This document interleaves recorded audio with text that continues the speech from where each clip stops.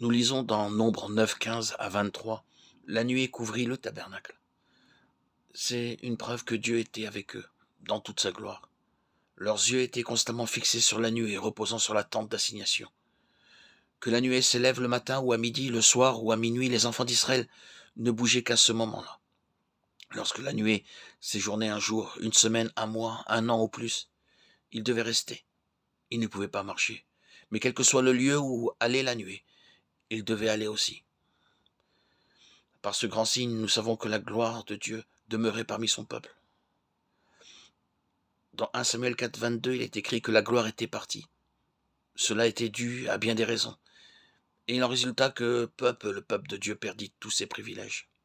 À la fin, le moment arriva où Dieu dut se résoudre à les laisser pour un temps.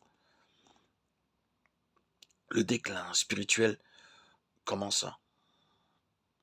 Nous lisons dans Juge 21-25, chacun faisait ce qui lui semblait bon.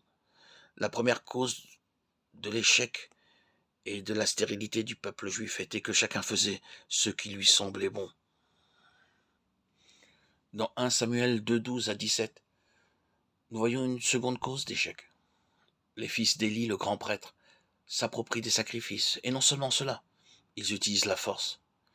Il nous est dit au verset 13 qu'ils avaient avec eux une fourche à 3 dents pour prendre la chair qui était destinée à Dieu. De nos jours, il arrive la même chose.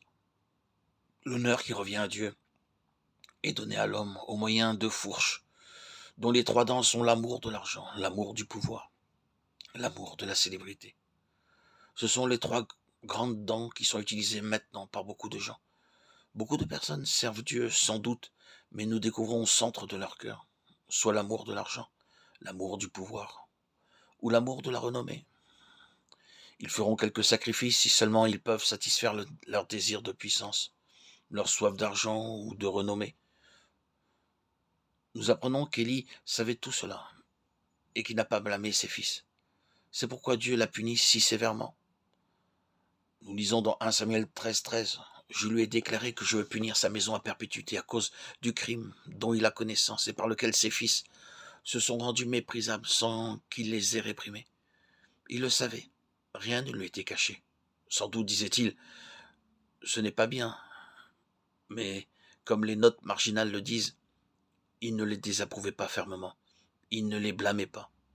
En tant que grand prêtre, c'était son devoir.